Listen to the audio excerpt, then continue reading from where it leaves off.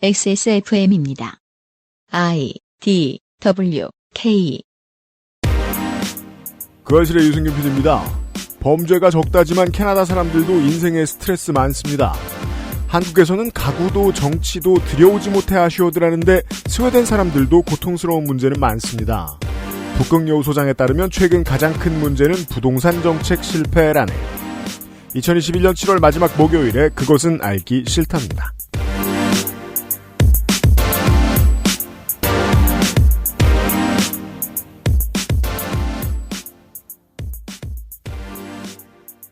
지구상의 청취자 여러분, 7월 한 달도 버티느라 수고가 많으셨습니다. 7월의 마지막 목요일에 전해드리는 424회 그것은 알기 싫다 목요일 순서입니다. 윤세민 리터가 있고요. 네, 안녕하십니까. 윤세민입니다. 무슨 핑계를 대는지 제가 정확히 모르겠지만 세월호 유가족들을 한자리에 다 불러놓고 그 뒤에서 희생자들의 사진과 물품을 빼내기 위해서 철거반을 기업공간으로 보내가지고 서울시가 말이에요. 네. 이번 주에 그런 일을 저질렀습니다. 사실 유가족들을 속이고 어떤 행동을 이걸 철거를 하기 위해서 했던 거는 박근혜 정부 때도 보기 힘들었던 일인데 네. 요렇게들 하고 있습니다. 무서워서 못했죠, 그때는. 한참 전에 박래곤 소장하고도 이런 얘기를 했었습니다만은 우리가 세월호 참사를 기억해야 하는 이유는 결국 앞으로도 살아가야 하는 시민들이 한 명이라도 덜 이런 일을 당하고 좀 더 간단하게 말하면 한 명이라도 덜 죽자. 이런 이상한 일로는. 이런 의미인데 그것을 희석시키는 걸 좋아하는 게 왜 다 우파인지 알 수가 없습니다. 기업 공간을 말이에요. 뉴욕의 그라운드 제로처럼 거대하게 하자는 것도 아니고 어차피 땅값이 매겨지는 그런 건물 세울 수 있는 곳에 하자는 것도 아닌데 그걸 싫어하는 수준이 아니라 아예 편법을 이용해서 내쫓는 방식까지 채택해야 할 정도. 그렇게까지 이 세월호의 진실을 밝히거나 세월호 참사가 시민들 앞에 보여지는 게 싫은 이유가 무엇인지 정말 이해가 되질 않습니다. 저게 잊혀져야 우리가 정치적으로 유리하다는 최초의 판단을 아직까지 보류하지 않고 있는 걸까요? 그건 당연합니다. 근데 그거는 이제 보류될 때가 지났잖아요. 제가 그걸 이해할 수 없다는 겁니다. 한국의 우파의 움직임을 보면 가급적 우연이든 사고든 어떤 일이든 발생해서 사람들이 죽어가는 걸 모르는 척하는 걸 더 좋아하거든요. 이럴 이유가 뭔지 잘 모르겠습니다. 우파도 정치 세력인데. 그러니까 이거는 마치 일본이 네. 소녀상을 대하는 듯한 태도잖아요. 비슷한 구석이 없지는 않습니다. 네. 근데 우리가 지금 독일이 홀로코스트 기념 추억 공간을 하나 더 만들었다고 네. 해서 특이한 민족이네. 이렇게 생각하지 않잖아요. 바보 아니야? 라고 하지 않아요. 그렇죠. 네. 거긴 보수 없나? 있어요. 집권당은 기독당이에요. 네. 한국 우파를 이해하기가 참 힘듭니다. 뉴스 시간에 이해하기 어려운 이야기 하나 더 전해드리고 어찌 보면 듣고 보면 되게 해괴한데 듣고 보면 이해가 잘 되는 이야기가 오늘과 내일 준비되어 있습니다. 오랜만에. 네. 스웨덴 이야기네요. 네. 오랜만에 소장 인 더 노르트. 겨울은 멀었지만 북소장이 옵니다. 얼마 전에 특이한 경험을 했어요. 뭐요? 오전에 레고를 조립하고 오후에 이케아 가구를 조립했거든요. 스웨덴이 시키는 대로. 저긴 덴마크죠. 그렇죠. 네. 확실히 판단을 내렸어요. 뭐요? 설명서는 레고가 더 잘 만들어요. 그래. 레고 설명서는 보면 네. 레고맨이 뒤통수를 극적이는 그림 같은 건 없잖아요. 네. 아니 그리고 그날 네. 얼마 전에 요파시에도 설명서 관련 사연이 있었잖아요. 네, 맞습니다. 또 제가 생각했던 게 레고 설명서는 인류가 남겨야 될 유산 정도는 된다. 좋은 매뉴얼은 인류에게 아주 중요한 자산입니다. 미래 인류가 봐도 이해를 할 거거든요. 부동산 문제로 고민하는 정치인들에게 매뉴얼을 제작하는 데 도움이 될 수도 있는 이야기를 전해드릴 수 있기를 바랍니다. 오늘과 내일. 네. 좀 이따 이야기를 해보겠고요. 그것은 알기 싫다는 남해에서 온 바다 보물 바보상회, 실천하는 사람들을 위한 노트북 한국 레노버, 8시간 다려는 프리미엄 한방차 더 쌍화, 한 번만 써본 사람은 없는 빅그린 프리미엄 헤어케어에서 도와주고 있습니다. XSFM입니다. 혼술 세트로 부담 없이 간편하게. 맥주만 있으면 뭐해. 술안주는 바보상회. 빅그린이 소개하는 탈모 예방 샴푸법. 샴푸로 거품을 내주고요. 흐르는 물에 온도는 차갑게 해서 여러 번 헹궈주세요. 탁 탁탁 두들겨서 모발의 물기를 제거하고 말릴 땐 꼭 찬바람을 이용하세요. 제일 중요한 건 아시죠? 빅그린 헤어로스 샴푸를 사용하는 거죠. Big Green 신비의 구스베리에서 해답을 찾다. 빅그린 헤어로스 샴푸. 빅그린 라인업 리뉴얼 끝. 빅그린이 샴푸 라인업의 리뉴얼을 모두 끝마쳤습니다. 포장만 바꿨을 리가 없죠. 그럼요. 데일리 샴푸, 투쓰리 센서티브 샴푸, 그리고 안티 헤어로스 시리즈 샴푸. 이 중에서 안티 헤어로스 시리즈 샴푸 인기가 많습니다. 네. 안티 헤어로스가 중건성용, 중지성용 두 가지로 나옵니다. 그런데 저를 포함해서 네. 생각보다 많은 이들이 자신의 두피가 지성인지 건성인지 모르죠. 그렇죠. 그리고 또 어렸을 때에 비해서는 분명히 바뀌거든요. 네, 나이 먹으면 또 바뀌어요. 네. 그것도 또 그때그때 알아봐야 됩니다. 네. 살면서 맞는 말인데 제일 안 어울리는 말하기 대회 같은 데서 아직까지 기억에 남는 문장이 있었는데. 뭡니까? 이명박 쿨톤. 그게 뭐야? 향수 이름이에요? 피부가 쿨톤이라고. 4대강 쿨워터. 이런 거예요. 네.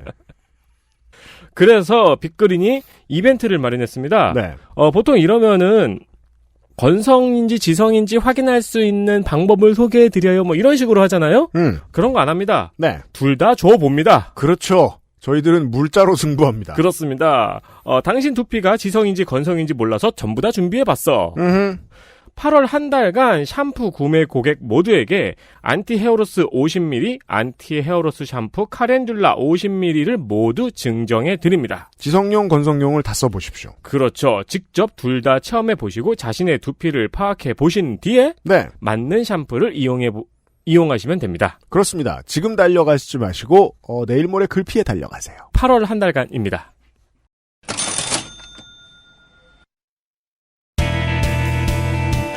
뉴스 라운드업 History in the Making. 뉴스 라운드업 한 가지 이야기입니다. MBC의 올림픽 개막식 중계 자막이 큰 문제가 되었습니다. 큰 문제가 되었습니다. 우크라이나 선수들이 입장할 때 체르노빌 원전 폭발 사고 이미지를 넣어서 소개를 했고요. 엘살바도르는 비트코인 이미지를 넣었습니다. 이게 이제 법정화폐로 채택했다는 건데. 그렇죠. 그게 사실 엘살바도르 국민에게도 그렇게 유쾌한 기억은 아니거든요. 이게 이제 경제 정책 실패의 반복의 결과입니다. 네. 네. IT는 폭동 사진과 대통령 암살로 전국은 안개 속이라는 문구를 넣었고요. 시리아의 경우에는 10년간 이어진 내전이라는 문구를 넣었습니다. 야, 이게 뭐랄까 한국 저널리즘의 진수를 보여주고 있죠. 네. 이제 모든 청취자분들이 다 이해하십니다만 한국 언론만 보고 있으면 실제 세상이 어떻게 돌아가는지 알 수가 없습니다. 그렇죠.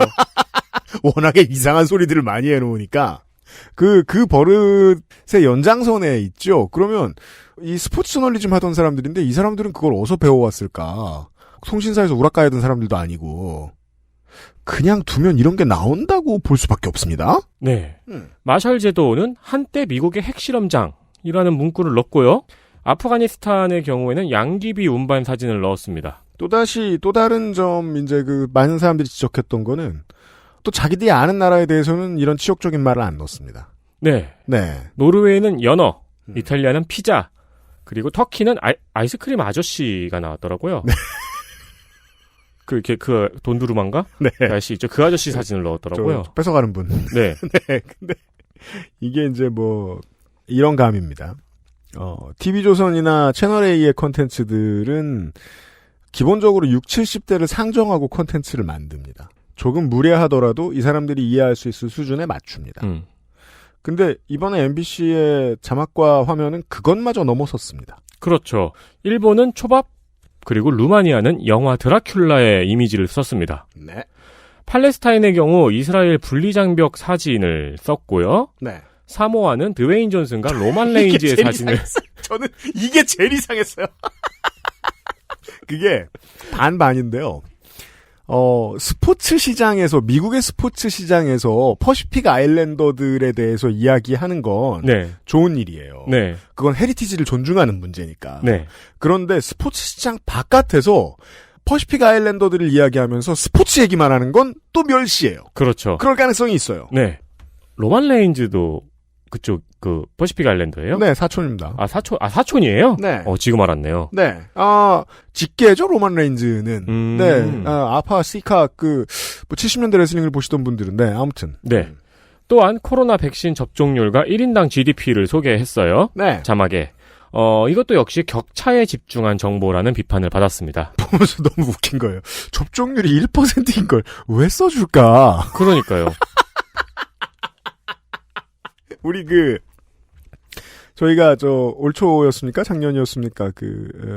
아세안 국가들에 대한 간단한 이야기들을 떠들 때, 몇 번 말씀을 드렸을 텐데, 우리가 평상시에 만나면서 같이 대화하기 싫은 사람들 중에는 이런 사람들이 있어요. 온 세상을 한 줄로 해석하는 사람들. 네. 어떤 것들은 다 순위가 있다라고 생각하는 사람들. 이런 네. 사람들하고 대화하면 겁나 빨리 피곤해집니다. 예. 그래서 내가 무슨 재미있는 거, 내가 오늘 본 어떤 멋있는 거에 대해서 얘기하면 그거 그런 거 아니야. 그거 너 뭐에 비하면 어떻던데? 이런 소리 하는 사람들. 그렇죠. 죽탱이죠. 그러니까 그런 자세예요. 요거 코로나 백신 접종률하고 1인당 GDP만 떼놓고 보면은 네. 1인당 GDP가 낮은 국가의 백신 접종률이 낮잖아요. 네. 이것을 우회적으로 강대국의 백신 사재기를 비판하는 것으로 해석할 수 있을 리가 없죠. 그렇게 해석하자면 나머지의 일관성도 그래야 되죠. 그렇죠. 예. 그러니까 미국이면은 전쟁 내고 다니는 사진 보여줘야 돼요. 그렇죠. 영국이면은 해가 진 나라 이렇게 해줘야 되고. 근데 그러지 않았을 거 아니에요? 네. 이것도 역시 격차에 집중한 정보죠. 네. 바쁜 담당자의 실수라고 하기에는 개막식은 준비 기간이 길어요. 그럼요. 그리고 너무 의도적이죠. 그 외에도 실수가 너무 많았습니다. 제가 웃겼던 거는 칠레를 소개하면서 산티아고 순례길로 익숙하다는 소개를 했어요. 그게 이제 칠레나 스페인 중에 한 군데를 가본 사람이거든요.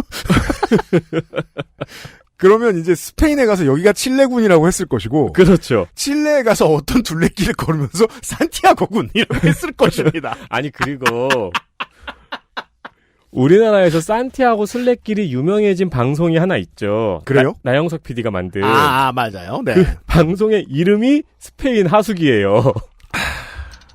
뭐라고 생각한 걸까요? 네. 당연히 영국, 호주, 일본 등 해외 언론에 보도가 되면서 무례하다, 모욕적이다라는 비판을 받았습니다. 네. 잠시 후에 설명드리겠습니다만 비슷하게 늘 해오다가 이번에 방송국이 처음에 첫날에 욕을 먹은 다음에 놀랐을 겁니다. 이제 정말 해외의 많은 사람들이 한국에 관심을 갖고 있구나. 네. 우린 됐다. 생각했을 겁니다. 1인당 GDP는 이전에도 제가 본 기억이 있어요. 그거 제가 잠시 후에 말씀드릴게요. 네. 네. 홍콩 꽤 많은 걸 예전에 보셨을 거죠, 청취자. 그러니까 저는 그때 무슨 생각을 했냐면은 저거는 올림픽 순위도 아니고 왜 GDP를 소개해주지? 그냥 우리가 세계에 대한 지평을 넓히라는 의도인가? 라고 생각했거든요. 그걸 돈 얼마나 버느냐로? 그러니까요. 네. 홍콩 사우스 차이나 모닝 포스트에서도 괴기한 자막을 사용했다고 보도했습니다. 괴기예요. 네. 프랑스는 MBC가 구글에 뜨는 건 뭐든지 사용했다고. 좋은 평가예요. 네. 구글에 뜨는 건 뭐든지 사용했다고 지적을 했고, 네. 일본의 한 네티즌은 일본은 무난한 초밥이라 감사, 후쿠시마가 아니라서 다행이라고 비꼬기도 했습니다. 그럼요. 네. 이건 뭐 자국과 우리나라를 둘 다 비꼬는 거죠. 맞습니다. 네. 특히 한국으로 귀화한 러시아 출신 방송인 벨야코프 일리아 씨는 대한민국 선수들이 입장했을 때 세월호 사진 넣지 왜 안 넣었어? 미국은 9.11 테러 사진도 넣고 도대체 얼마나 무식하고 무지해야 폭발한 핵발전소 사진을 넣어? 라고 강하게 비판했습니다. 이민자나 한국에 들어와서 삶의 터전을 잡은 사람들이 공부는 했을 겁니다. 네. 대부분. 네. 이 벨야코프 일리아 씨는 또 기화를 했어요. 네. 네. MBC는 이 개막식 자막에 대해서 사과를 했어요. 그러나 이후 루마니아와 축구 중계 때 자책골을 넣은 선수를 특정해서 고마워요 마린이라는 자막을 내보냈습니다. 이제 우상단에 잘 보이는 곳 있죠. 항상 띄워놓는. 그렇죠. 네. 이거를 루마니아 축구협회가 트위터를 통해서 지적을 했어요. 여러분 이제 슬슬 분명해지지 않습니까? 우리 옛날에도 이랬는데. 이제야 걸리네. 결국 박성재 MBC 사장이 직접 사과를 했습니다. MBC 사장으로 말할 것 같으면 그 전에 10대 명이 다 사과했어야 하지 않나. 네. 혹은 KBS, SBS, 종편에 이런 사장들도 다 사과했어야 될 일이 뒤지면 엄청 나오지 않을까? 감이 와야 돼요, 우리. MBC는 2008년에도 같은 실수를 한 바가 있었고요. 네. 그리고 중계가 어설펐다는 방송을 저희도 한 적이 있었죠. 중계를 했던 모든 방송사가 사실은 비슷한 실수를 했습니다. 어느 방송국의 개막식을 보셨어도 그런 느낌을 받으셨던 분이 계실 겁니다. MBC가 제일 심하게 저질렀죠. 짤도 구해오고. 네. SBS도 말로는 이런 소개 많이 했습니다. 근데 말만 하고 지나가서 눈치 못 갔죠. 다행히 사람들이. 지난 하계올림픽 때 에디터가 얘기해준 건 도도님이 소개해주신 적이 있죠. 네. 무엇이 달라졌나? 좀 전에 말씀드린 대로 국가의 위상이 달라졌습니다. 그리고 한국에 사는 시민의 수준이 달라졌습니다. 한국 시민들도 좀 들고 일어났죠. 그러지 않았으면 외신에 이렇게까지 빨리 퍼지진 않았을 겁니다. 네. 퍼질 때 되면 퍼졌겠지만요. 그러면 그전엔 어땠냐? 평균 내면 시청자도 컨텐츠 프로바이더들도 비슷한 수준이었을 거라 예측하는 게 옳다고 봅니다. 살다가 느끼는 되게 암울한 확신 중에 하나가 사람들은 거의 대부분 자기에게 주어진 사회적인 위치, 자기에게 걸린 하이프, 위계를 인지하면서 삽니다. 이건 좋지 않습니다. 용기를 내보고 잊으려고 애쓰는 일을 1분 1초 항상 신경 써야 그나마 소양이 제대로 갖춰진 사람이 됩니다. MBC가 한 짓을 보면요. 국가도 차별했고요. 인종도 차별했고요. 자문화 중심주의에 온갖 허접한 성질이 다 들어가 있는데 이런 류의 상스러움은 저는 자연 그대로의 상태다라고 해석합니다. 저러지 않는 고결함이 훈련하고 배워야 나오는 결과물이죠. 저는 그렇게 봅니다. 네. 이 문제에 대한 각성이 사실상 제대로는 처음 이루어졌습니다. 그전에도 지적은 늘 있었어요. 근데 오마이뉴스에 뜻있는 시민 기자가 뭐 좀 쓰고 그냥 지나갔어요. 네네. 저 포털메인 같은 데도 안 걸리고 아무도 저 문제의식이 보편타당하게 이루어져 나오질 않으니까 한국 국민이 훌륭한 첫발을 뗀 긍정적인 상황으로 저는 봅니다. 늘 저랬는데 욕은 처음 먹은 거다. 여러분도 살다가 이러시거나 이러는 사람들 많이 보셨잖아요. MBC의 정치적 스탠스를 가지고 여기에 엮는 사람들을 봅니다. 투철하게 반야당이다. 그거는 그냥 정치적 스탠스가 달라서 그러는 거고 여기서 갖다 대면 정치병자에 가깝다고 전 구분합니다. 많더라고요. 이런 류의 상스러움은 여를 지지하나 야를 지지하나 누구나 다 갖고 있거든요. 네. 진보도 보수도 갖고 있습니다. 본인이 당한 인종차별을 이야기한 전태풍 선수의 인터뷰를 한번 검색을 해보시면 그래 이게 한국이지 싶으실 겁니다. 스포츠 케이블 채널 노동 환경과 조건의 문제를 지적하는 얘기도 나왔습니다. 주로 박봉이고 비정규직도 너무 많다. 그것도 모든 케이블 TV 회사에 다 있는 문제입니다. 스포츠 TV에만 있는 게 아니에요. 이런 일에 대사를 제일 많이 쓰는 방송작가는 하늘의 별처럼 널린 방송사 중에 한두 개 회사를 제외하면 다 비정규직입니다. 방송국 내에는 제가 체험해봤습니다. 카스트가 있습니다. 이게 잘못됐다고 작가가 지적하거나 아래에서 지적하는 분위기가 잡힌 팀을 저는 본 적이 없습니다. 어딘가에 있겠죠. 스포츠 방송사들은 유럽 축구도 중계하고 NBA도 중계하고 UFC도 중계하지 않느냐? 해당 종목의 팬 커뮤니티를 가보십시오. 앞뒤 맥락도 안 알아보고 블랙 라이브즈 매러는 눈꼴 시렸고 올 라이브즈 매러가 맞는 말이라고 말하는 분들 서너 중에 한 명 있습니다. 그게 한국입니다. 지금 사는 전셋집에서 부당하게 퇴거된 다음에 제가 전에도 말했죠. 집주인의 삶도 소중하다. 집주인이 이런 시위하고 있으면 그런 집주인을 만나도 이런 사람들은 교훈을 얻기가 힘듭니다. 당분간은. 네. 이건 한 세기짜리 추세입니다. 동아시아의 국가들은 소양을 쌓고 덕을 쌓기 전에 돈을 너무 빨리 벌었습니다. 한중일은 그 점에서는 새쌍둥이입니다. 7, 80년대부터 되게 여러 가지 문화를 섞고 서구랑도 어울리고 주변 나라들하고도 어울리고 이런 연습을 오랫동안 해온 남아시아하고는 그 소양 차이가 크게 납니다. 문을 열면 먼 데를 가도 똑같이 사람이 있고 문화가 있다는 상상력이 극도로 부족합니다. 그러니까 외국인만 보면 두유노 강남 스타일을 한 거죠. 나쁜 얘기 많이 했는데요. 아무튼 대표로 MBC가 매를 맞은 건 전 좋은 일이라고 생각합니다. 알아보는 시민들이 늘어났다는 증거고 앞으로도 늘어날 거고 지금부터 한번 관찰을 해보시면 좋을 것 같습니다. 우리 미디어 콘텐츠는요. 되게 좋다는 다른 해외의 선례를 들어서 들여와서 방송을 만듭니다.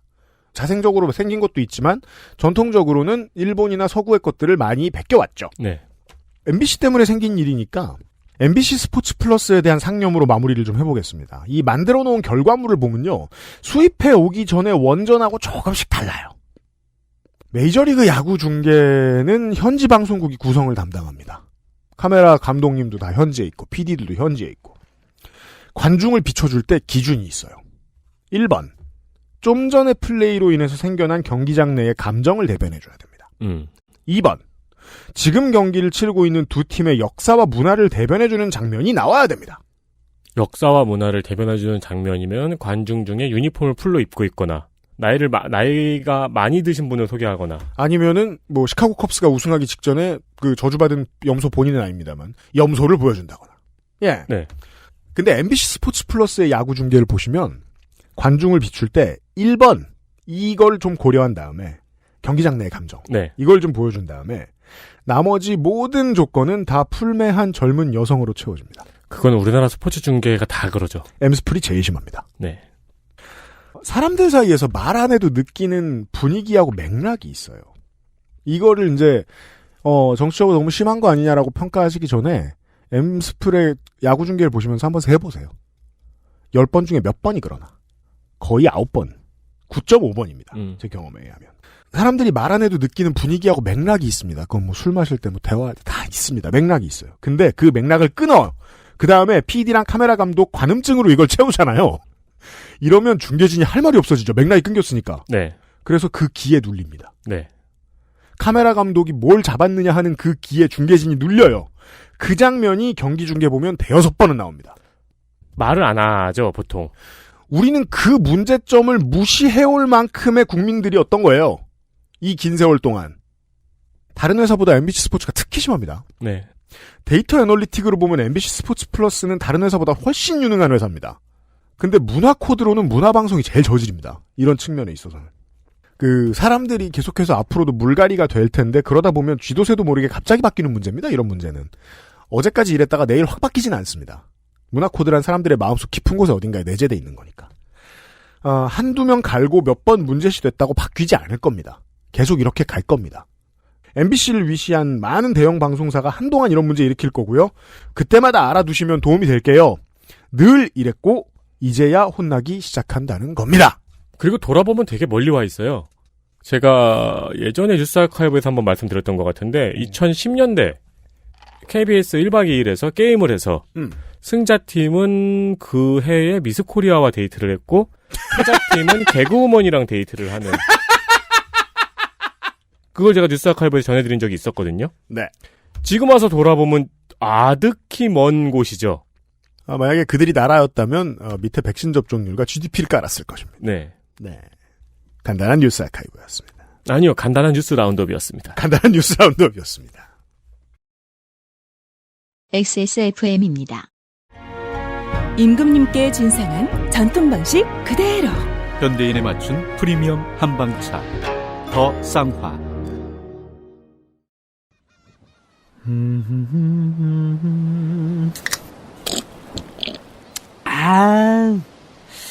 어디? 맛있는데? 바다, 술, 그리고 바보상의 술안주.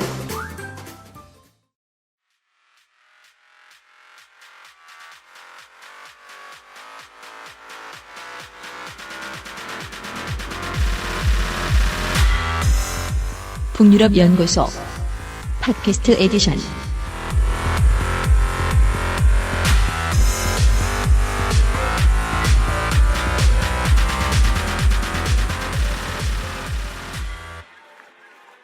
일년에 한 번 만나면 자주 만나는 북유럽 연구소 시간입니다. 북극여우 소장님 나와 계시고요. 안녕하세요. 북극여우입니다. 죗값을 치르기 위해서 2주째 지금 덕질인이 남아 있습니다. 네, 안녕하십니까. 오늘도 탈진한 더위에 약한 홍성갑입니다. 네, 한 주 동안 스튜디오에 감금되어 있었습니다. 네. 내보내줘. 아니, 대통령제도 워낙에, 시스템이 다양해서 우리가 다 이해하지 못해요. 그, 미국 대선 때가 되면은, 방송하는 사람 입장에서는 제도 설명하다 다 끝나요. 투표제 설명하고, 네. 의원제, 양원제 설명하고, 다 끝나요. 그리고 이제 막, 그런 제도가 정착하게 된 그 국가의 뭐 역사적 기원, 뭐 이런 거 있잖아요, 또. 그니까요. 거기에 시간을 다 못 냅니다. 네. 의원 내각제 하면 우리가 가장 잘 아는 건 보통 일본의 패턴입니다. 그런데 일본의 패턴은 총리를 국회가 투표를 합니다. 그러면 이제 그 왕이 임명을 해주는 그 형식적인 절차를 거쳐서 총리가 되죠. 왕은 그냥 임명만 하는 거죠. 네. 그 왕 대신 대통령이 들어간다는 점에서 아일랜드가 좀 다른데 그게 비슷하고요. 네. 스웨덴은 스웨덴대로 좀 다릅니다. 국회의장이 혼자서 총리 후보를 지명합니다. 그러면 의회가 신임 투표를 합니다. 싫어요와 좋아요만 있어요. 페이스북보다도 선택의 폭이 좁아요. 네. 슬퍼요 이런 거 할 수 없어요. 힘내요. 의장은 네. 여당이 하나요? 의장은 보통 나이가 제일 많은 사람이 해요. 아, 장유유서예요? 약간 그런 게 있어요. 그런데 최근에 스웨덴 총리가 불신임을 받고 총리직에서 물러났다가 다시 돌아오는 사태가 있었어요. 오. 아, 문워크 했다가 다시 온 거예요? 이게 재밌죠. 불신임을 의회가 할 수 있어요. 그러니까 불신임을 당했다는 건 의회에서 의회 의원들이 내쫓았다는 얘기잖아요. 그러니까 걷어 차여서 떨어졌다가 돌아왔다는 건 또 의회에서 신임 결정을 했다는 얘기잖아요. 짧게만 설명하면 인준을 새로 할 총리 후보를 못 구했고 그리고 그래서 이제 그 임시 총리 역할을 하고 있었던 쫓겨난 총리를 다시 인준합니다. 근데 인준이 된 겁니다. 의회에서. 짧은 시간 동안 마음이 바뀌었는지 우리는 제도를 모르니까 알 수 없어요. 이건 뭐죠? 밀당인가요? 원인과 과정에 대한 설명을 들어봐야 되겠습니다. 지금 이달에 남한은 한국은 임기 말인 대통령의 지지율이 너무 높은 기현상을 지금 우리가 보고 있는데 한국 언론이나 언론인들이 잘 이렇게 해석해주지 않는데 저는 그 중요한 이유 중에 하나로 4차 대유행과 관련된 랠리 어라운드 플래그 현상을 좀 짚습니다. 몇 번 겪어봤고 성공적인 실험을 워낙 많이 해봤기 때문에 한국 국민들이 위기의식을 느꼈을 때 대통령 위주로 다시 지지세가 집결할 수도 있는 상황이 충분히 됐다고 보거든요. 근데 또 그렇게 해석하진 않더라고요. 다들 양쪽 중에 하나의 편을 들어야 하니까. 아무튼 방역 정책이 이게 고개를 기아우뚱하게 만들었던 제가 지금 이제 와서 돌이켜보면 좀 이상한 정책이었음에도 불구하고 지지율에 큰 타격을 입지 않았던 걸로 기억하는데 그랬던 스웨덴의 총리를 무슨 일이 끌어내렸느냐. 이 코로나가 아닌 다른 사유인가 보네요. 말씀하시는 걸 보니까. 코로나와 먼 혹은 가까운 연관이 있습니다. 직접적으로 코로나는 아닌 것 같습니다. 이번 주에 얘기해요. 아, 이제 시작하면 돼요? 네. 소개 안 하지 않았어요, 두 분? 아, 괜찮아요. 괜찮아요. 그렇게까지 소중한 존재가 아니라서. 네. 네, 시작하겠습니다. 지난 7월 7일 스테판 레비엔 스웨덴 총리가 가까스로 총리직에 복귀했습니다. 그렇습니다. 그 과정을 복귀해보자면 일단 6월 21일에 총리 불신임 투표를 붙였어요. 그런데 네. 그게 가결이 되면서 이제 이 사람이 총리직에서 나가야 되는 상황이 됐죠. 일주일 동안 생각할 시간을 갖고 어떻게 할까 고민을 하다가 스스로 6월 28일에 사표를 냈습니다. 한 주 만에. 네. 만약에 사표를 안 냈으면 어떻게 되나요? 끌려나가나요? 그렇게 되겠죠? 모르겠어요. 예, 그렇죠. 자격은 없으니까. 어쨌든 사표를 냈고, 그리고 아까 말씀하신 대로 국회의장이 그러면 다음번 총리를 누가 하면 좋을까? 이러면서 다른 당, 그러니까 반대당, 야당이었겠죠? 야당의 이제, 당수에게 그럼 네가 한번 내각을 구성해봐. 이렇게 했는데 구성을 못했어요. 네. 그래서, 나 이거 과반이 넘어야지 이제 내각을 구성할 수 있으니까요. 그래서 못하겠다. 이렇게 말을 해서 그러면은 다시 돌아와서 이제 3인당의 대표였던 그 원래 총리 스테판 레비엔한테 했는데 레비엔이 구성을 했죠. 그래가지고 다시 한번 7월 7일에 투표에 붙였는데 단 2표 차이로 이 사람이 다시 총리 자리에 복귀를 하게 됐어요. 근데 그 이유가 이 거의 보름, 그러니까 16일 동안 스웨덴은 지금 총리가 없는 상황이었는데 재미있어요. 단 2주 만에 숫자만으로 보면 잃었던 이 과반의 신임을 되찾았다는 거예요, 총리가. 그렇죠. 근데 이 2주 동안 이렇게 총리가 없는 상황, 이런 코로나 같은 위기 상황에서 되게 긴급한 일인 거잖아요. 네. 왜 이런 일이 벌어졌을까? 아까 말씀하신 것처럼 진짜 코로나 때문이었으면 이해가 가죠. 스웨덴의 코로나 대응에 대해서는 전 세계적으로 말이 많았으니까. 근데 뜻밖의 한국도 아닌데 부동산 때문이었습니다. 부동산이랍니다. 그 2주 사이에 부동산에 급박한 변화가 생겼다는. 예, 급박한 변화가 생길 뻔한 일이 있었죠. 이게 구만리 밖에 있는 사람 입장에서는 저기는 땅도 겁내 넓고 네. 인구도 우리의 10분의 1밖에 안 되는데 뭐가 문제라는 거야 라고 생각하지만 각국의 정치를 들여다볼 때마다 느끼는 건데요. 행복은 상대적입니다. 생각해보니까 거기는 부동산이 남잖아요. 부동산, 토지는 네. 남죠. 제가 토지는- 부동산에 있어서는 금치산자나 다름없는데 뭘 다름없어. 그게 너지. 그렇죠. 네. 대도시 중심으로 인프라가 짜여져 있다고 가정을 하면 대도시는 어쨌든 어느 나라나 한정된 자원이죠. 다르게 생각해보면요. 한국도 땅이 좁은 것 같아도 수도권 과밀 아니면 살만할걸요? 아, 그렇죠. 그렇죠. 네. 한국도 그런 얘기가 가끔 있죠. 외국의 한국학자들에선. 남한이 결코 작은 나라가 아니다. 네. 남한 뚝 떼어서 프랑스나 독일 옆에다가 딱 갖다 붙여놓으면 꽤 큰 나라다. 하긴 강원도만 가도 지금 지역구가 몇 개 합쳐졌는데요. 네. 그쵸. 나라도 사실 우리나라 작은 게 아니고 인구 밀도로 보면 우리가 네덜란드하고 비슷하거든요. 근데 네덜란드에 가면 우리처럼 이렇게 빡빡하다는 느낌은 받지 않아요. 물론 거기도 부동산 문제가 심각하긴 하지만. 심각하긴 하지만. 그러니까 남한 전체의 인구 밀도라는 거는 정말 무의미한 평균이죠. 제가 이 원고를 읽고서 제가 심심하면 하는 일이 있죠. 북유럽의 스트리트 뷰들을 봤어요. 네. 다행히 저는 오늘 얘기 나올 줄 몰랐는데 네덜란드의 몇 개의 도시들도 구경을 해봤거든요. 뭐 다 1층이야. 어디에 살아? 다 1층. 그 많은 사람들이. 스카이라인 하늘 보기 되게 좋은데. 겁나 썰렁해요. 그러면서 전임 여왕의 대관식, 전임 여왕? 전전대였나? 하여튼 대관식에 부동산 문제 해결 없이 대관식 없다, 뭐 이런 시위를 했잖아요. 자, 그래서 문제의 발단은 바로 정부가 발표한 부동산 정책 때문이었습니다. 뭘까요? 3인당, 사회민주당이요. 사회민주노동자당, 이게 원래 명칭인데, 여기가 중도 좌파거든요. 근데 이 사회민주노동자당, 3인당의 소속 총리가 우파에서나 주장할 법한 부동산 규제 완화를 말을 했거든요. 근데 우클릭. 그쵸, 우클릭을 했어요. 근데 왜 그랬을까?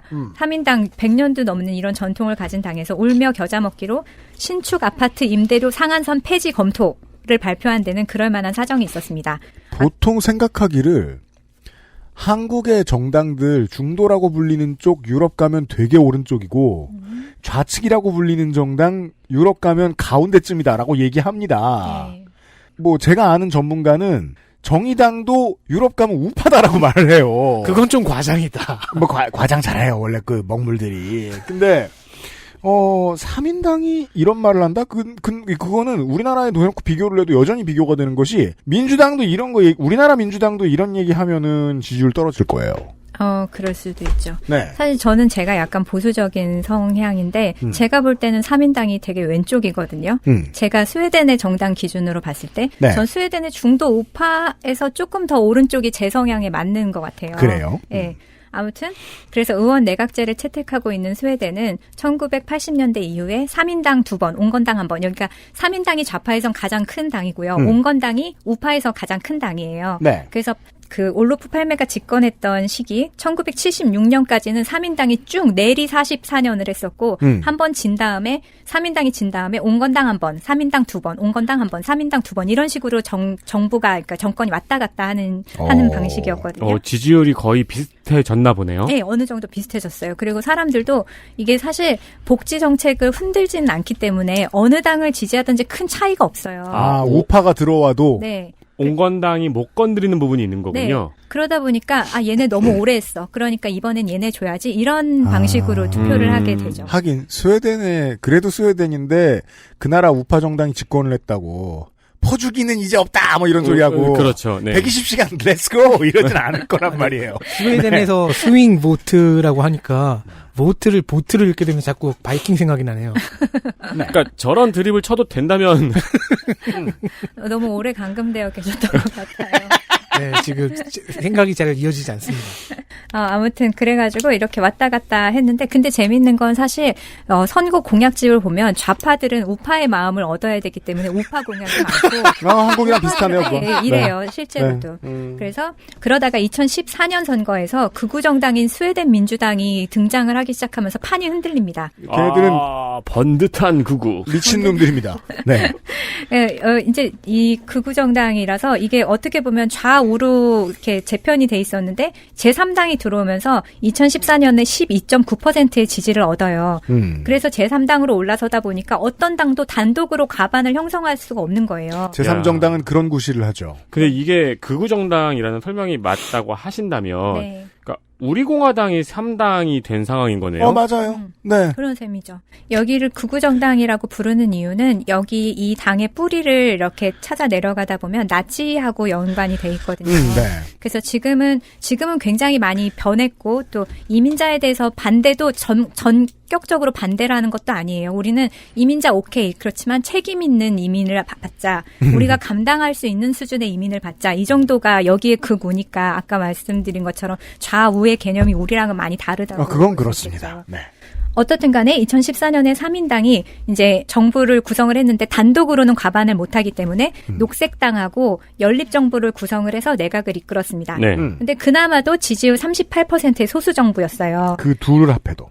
둘을 합해도 일단 12.9를 상수로 빼놓고서는 나누기를 하셔야 되거든요. 그러네요. 네, 그러면 이제 이게 퍼센트가 왔다 갔다 하게 되는데 그래서 단독으로 못하니까 다른 당하고 같이 손을 잡고 하는 거죠. 100%를 놓고 과반을 차지하려면 50%를 가져가면 되는데 12.9%를 빼고 네.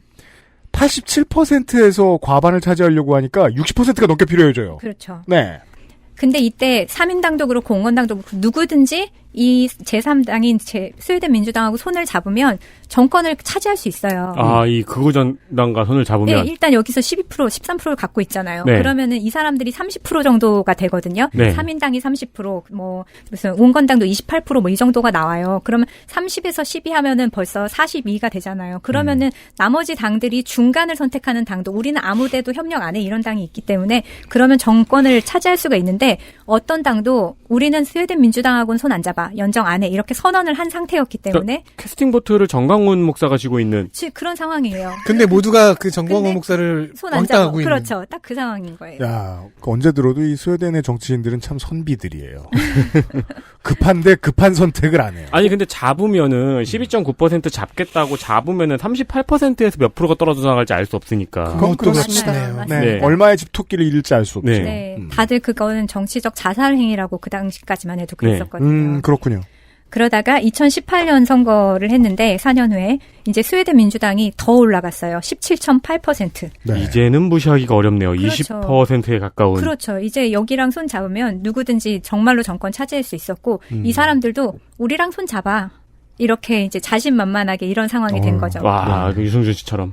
내 손을 잡아봐. 지난 국회 국민의당 정도의 힘입니다. 이 정도면. 네. 진짜 셌어요. 네. 그래서 2018년 선거에서 3인당이 28.7, 온건당이 20.1이었으니까 이제 우파의 수장인 온건당하고 고작 2.3%. 조금만 있으면 누가 우파의 이제 수장이 될지도 모르는 상황이 된 거죠. 온건당은 아이덴티티부터 흔들리네요. 그렇죠. 거의 목에 칼이 들어온 느낌이었겠네요. 하지만 이번에도 역시 어느 당도 스웨덴 민주당과는 연립정부를 구성하지 않겠다. 이렇게 일찌감치 선을 그었습니다. 아이고 올곧다. 그 고립시켜야 될 상대가 더 커진 거죠. 그래서 전통적으로 3인당하고 녹색당이 그 이후부터는 손을 잡고 좌파 블록을 형성하고 그다음에 좌파당이라는 당이 있거든요. 좌파당을 제한 나머지 당이 다 모여서 우파 블록을. 그러니까 좌파당은 이제 우리가 진짜 좌파야. 내가 볼 땐 너넨 좌파도 아니야. 그래서 저 연립정부에 손을 안 잡았어요. 외로운 늑대 스타일. 그리고 나머지 당이 모여서 우파 블록 형성해서 좌우 균형을 맞췄는데 2018년부터는 이제 셈이 정말 복잡해진 거예요. 18%에 해당하는 스웨덴 민주당을 제외하고는 어떤 쪽도 이게 막 숫자를 이렇게 형성하기가 어려운 거죠. 이때 3인당이 28.7, 녹색당이 4.6이니까 합쳐도 지금 33밖에 안 되는 거잖아요. 와, 치우기 어려운 너무 큰. 그래서 이때는 정부 형성이 안 돼가지고 2018년 9월에 원래 스웨덴 선거가 있는데 정부 형성을 못해서 1월까지 4개월 동안 정부 없이 계속 내각 구성하는데 4개월을 보냈어요. 내각 구성이란 과반이 필수군요, 국회에. 네. 근데 사실 그쯤 되면 시민 중에 몇 명은 그런 생각을 하거든요. 괜찮은데? 이대로? 뭐가 문제야? 그죠?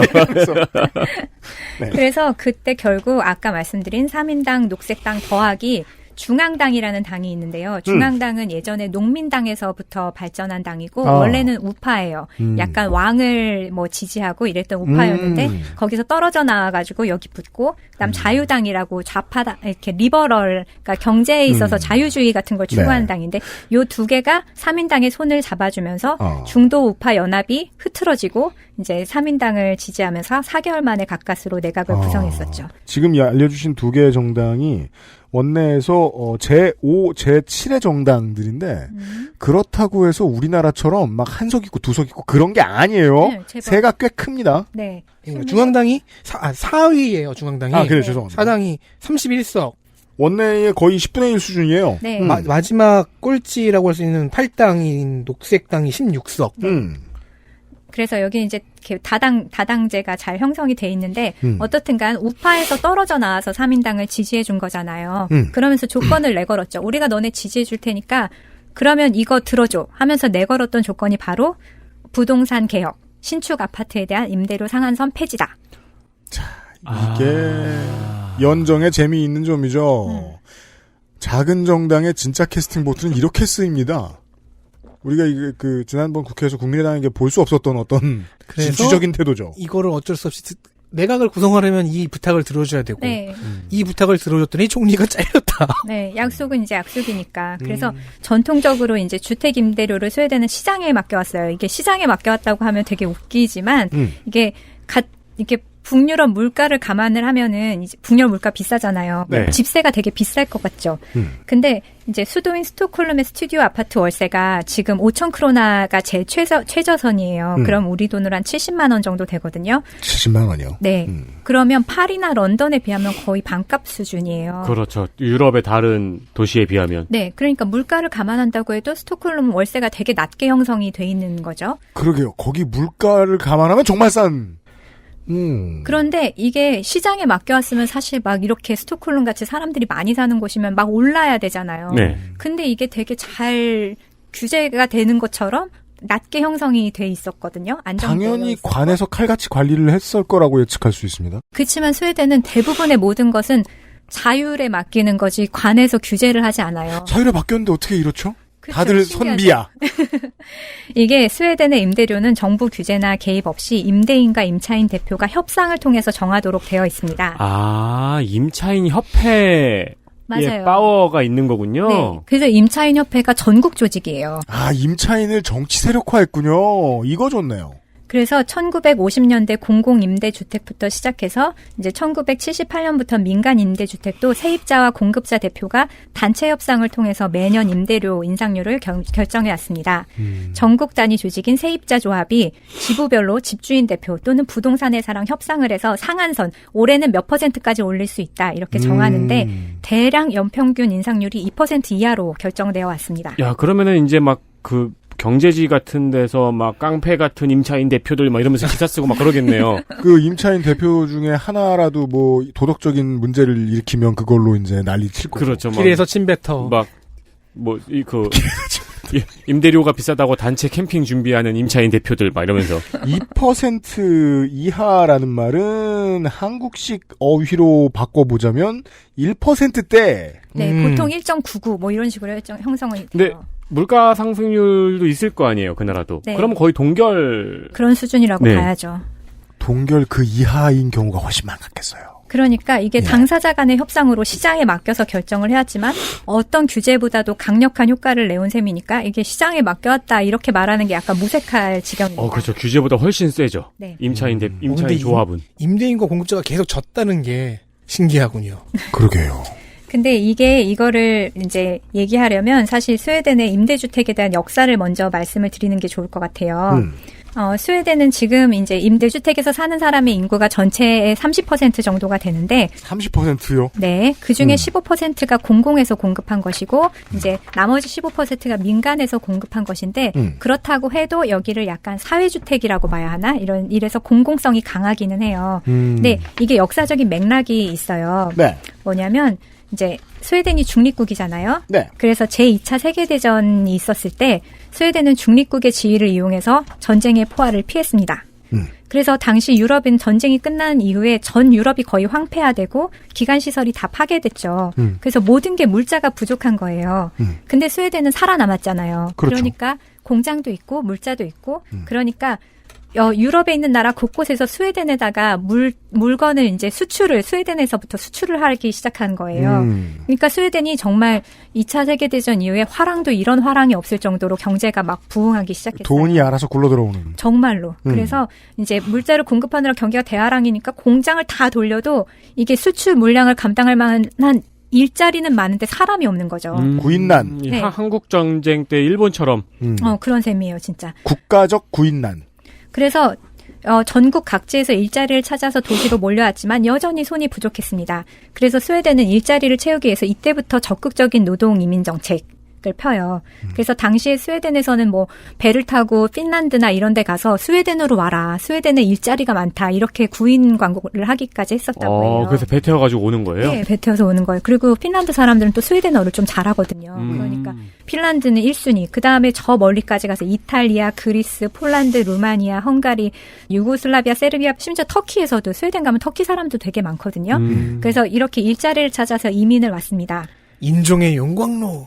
정말로 가면 지금 이제 스웨덴 사람들의 성을 보면 그러니까 스웨덴 성은 거의 다 무슨 손 아니면 무슨 퀴스트 무슨 말름 뭐 이런 식으로 끝나요. 네. 근데 그런 성이 아닌 동유럽이나 뭐 이탈리아나 터키나 이런 성들도 많이 있어요. 그럼 이 사람의 이제 할아버지 때에서 이쪽으로 이민을 온 거죠. 정착한 지 한 세기쯤 됐다라고 보면 좋을 것이다. 네. 한 세기까지는 아니고 2차 세기가 좀 안 되죠. 대전이니까 반세기 좀 넘었겠네요. 네. 그래서 밀려오는 이민자뿐만이 아니라 농촌에서 도시로 이주하는 인구도 크게 늘었고 이로 인해서 대도시에 당연히 주택난이 발생을 했겠죠. 그렇죠. 그러자 당시 집권당인 3인당이 1965년부터 10년 동안 매해 10만 가구씩 총 100만 호의 아파트를 건축을 했습니다. 이게 엄청 대단한 거예요. 이게 100만 프로그램이라고, 그러니까 뭐 100만 가구 프로젝트, 100만 가구 프로그램 뭐 이렇게 말하는데 이 100만 가구 정책을 펴는데요. 이게 이제 스톡홀름 중심 또는 외곽에 지금도 남아있는 오래된 아파트 대부분 이때 지어진 거예요. 아, 스웨덴 주공. 네, 스웨덴 주공 아파트. 그래서 이 100만 가구 정책은 스톡홀름 이외에도 전국을 대상으로 진행한 것으로 스웨덴의 대도시인 예테보리, 말메, 웁살라, 린쇼핑, 룬드, 우메오, 헬싱보리 등에서도 이런 도시 이름 오랜만에 들어보시죠. 이때 여기 가도 당시에 지어진 공동주택을 쉽게 찾아보실 수가 있습니다. 거의 약간 그 산업으로 한 시대씩 꽃 피웠던 도시 아닌가요? 맞아요. 네. 그래가지고 이제 1970년대 스웨덴 인구가 800만이에요. 네. 그러면 이게 100만 가구에 공급했다 8분의 1을 8분의 1. 그러니까 전체 인구의 13%인데 근데 혼자 살지 않잖아요. 그쵸. 이 당시에는 보통 4명이 이제 4인 가구였단 말이죠. 그러면 4인 가구를 나누기로 해보세요. 그러면 인구의 절반이 거주할 수 있는 정도의 아파트를 공급한 거예요. 인구 둘 중에 하나한테 집을 준 거예요. 네, 그런 셈이에요. 우리나라로 치면은 2천만 호를 공급한 거네요. 그렇죠. 그런 셈이죠. 그러니까 진짜 황금기였군요. 네, 그러니까 이때는 돈이 나라에 정말 많이 들어오기 때문에 나라가 이런 프로젝트를 진행할 수 있었고 이제 중앙에서 지자체에 예산을 내려보내서 지자체에서 각각 자기들의 형편에 맞게 이렇게 땅을 사가지고 공급을 하게 한 거죠. 번영의 흔적이네요. 네, 정말 이 당시에 그래서 이 스웨덴의 이 공공 아파트는 번영의 상징이었고 그 전까지는 스웨덴의 목조 주택이 많았는데 이건 콘크리트로 지었거든요. 그러니까 이 당시에는 정말 새로운 주택인 거죠. 그렇죠. 또 아파트 형식도 많았고. 근데 이 100만 가구 정책의 목표는 이제 단순히 인구 증가에 따라서 주택을 공급하는 것이 아니었습니다. 이때 이걸 하면서 스웨덴의 대부분의 정책을 찾아보면 어떤 철학적인 고민의 흔적이 되게 많이 녹아 있어요. 그래서 100만 가구 정책은 일상의 문제를 해결하는 것을 넘어서 이민자를 포함한 여러 유형의 사회적 그룹을 한 공간에 수용해서 사회 통합을 추진하기 위한 것이었습니다. 소셜 믹스. 소셜 믹스 맞아요. 네. 그리고 그 당시만 해도 우리는 사실 이민자를 받을 때 통합시키는 걸 원칙으로 하지만 여기는 다문화주의를 이미 70년대에 수용을 했어요. 그래서 이 사람들을 스웨덴인으로 만드는 게 아니라 자기 문화를 자랑스럽게 여기어서 스웨덴 문화가 다채로워지도록 하는 걸 목표로 삼았었거든요. 스웨덴인이 되지 말고 너희 당신들이 여기서 계속 살면 그것이 네. 스웨덴. 네, 그래서 이제 여러 유형의 사회적 그룹을 한 공간에 수용해서 사회 통합을 촉진하기 위한 것이었습니다. 근교의 학교, 병원, 도서관, 커뮤니티 공간 등을 조성해서 민주적인 공동체를 구축하는 것, 이게 100만 가구 프로젝트의 목표였습니다. 최근에 어떤 부동산 정책을 말한 분도 딱 요 말 그대로 하시더라고요. 뭘요? 이렇게 근교에 이렇게 학교, 병원, 커뮤니티 공간을 조성해서 민주적인 공동체를 만들겠다. 공공주택 공급하면서 이런 말씀 하시더라고요. 뭐 실제로 농어촌 지역에서는 이게 많이 운영이 되고 있고 성공적인 곳들이 없지는 않습니다만 스웨덴은 모르겠습니다. 근데 이게 이 당시에는 이렇게나 자랑스러운 곳이었고 그랬는데 지금은 이곳을 찾아가 보면 이게 다 개토화가 되어버렸어요. 뭐 슬럼가가. 예상된 결말이죠. 예, 그래서 화랑일 땐 신나니까. 그리고 외곽 쪽에 많이 짓기도 했고, 그리고 이제 세대가 워낙 많다 보니까 빠져나갈 때도 또 금방 빠져나가게 되고, 네. 그래서 이제 조금 전에 말씀드린 이 임대료 상한선 폐지에 대한 것이 이게 연관이 되는데, 아무튼간 지금은 이곳이 개토의 대명사 또는 이제 스웨덴 사람들이 말할 때도 노고존이라고 불러요. 가지마. 가면 안 되는 곳. 그래가지고 그 당시에는 이 가장자리 공공 아파트가 이제 지구촌이라고 불렸는데 지금은 이렇게 노고존이. 노고존이 돼버렸죠. 물론 어떻든 간에 지금은 이렇지만 그 당시에 70년대, 75년까지 공급했던 이거는 피차 서로 다를 것 없는 환경에서 노동을 하고 비록 생긴 것도 다르고 언어도 달랐지만 자연스럽게 이웃이 되면서 사회 통합을 촉진했고 또 당연히 집값도 잡는 효과를 톡톡히 봤었죠. 생활이 안정되고 돈이 많으면 사람이 너그러워지거든요. 그럼요. 문제는 호황일 때 늘려놓은 인프라가 돈의 흐름이 줄어들거나 동맥경화 현상이 일어나면 어떻게 변화하는가의 문제입니다. 네. 그리고 이제 이때 형성된 이 임대주택에 대한 전통 같은 게 있잖아요. 뭐 집값이라든지 여러 가지 인프라라든지 이런 게 그게 기준이 되다 보니까 여기에서 크게 시장의 흐름에 유동치지 않고 움직이게 돼요. 그러다 보니까 임대료를 마음대로 올려받기가 어렵죠. 그러다 보니까 수익이 안 나니까 민간 공급이 거의 중단이 된 거예요. 네. 한국에서는 결코 생각할 수 없는 것이 한국을 비롯한 뭐 북미의 나라들도 마찬가지고 지금 중국도 마찬가지인 것으로 알고 있습니다만 부동산에 돈이 들어오면 그걸 부동산이 잡아먹고 뱉지 않아요. 사람들이 돈을 좋아해서 언제나 확충하고 싶어하는 건 부동산인데 그러니까 왜냐하면은 수익률이 제일 좋으니까. 네. 이건 상상도 할 수 없어요. 다른 어떤 시장에 투자하는 것에 비해 수익률이 부동산이 안 좋아. 그래서 시장이 부동산을 포기해. 그런 일이 있었다는 거잖아요. 오랫동안 그렇죠. 스웨덴. 그렇죠. 테마가 죽어버렸습니다. 네. XSFM입니다.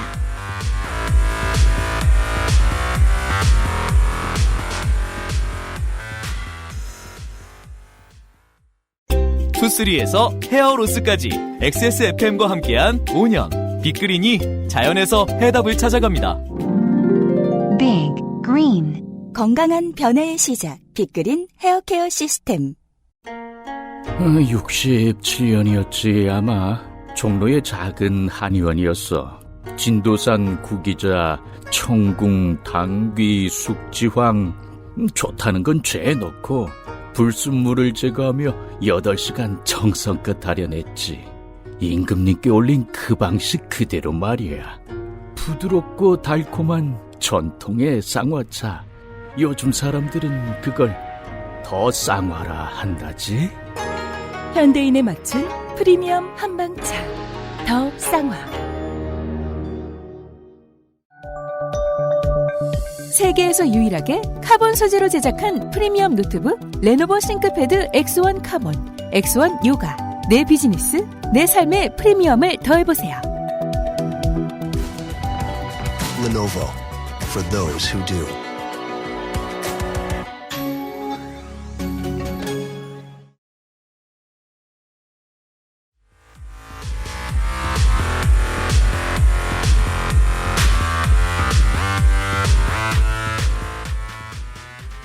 그게 우리처럼 막 집을 큰 돈을 내고 사는 게 아니라 월세를 내고 사는 게 되게 뭐라 그럴까 보편적인 것이다 보니까 건축업자들이 사실 목돈을 들여서 집을 하고 이렇게 하는데 이거는 목돈을 받지를 못한 채로 월세로 계속 감가상각을 해나가는 셈이 되는 거잖아요.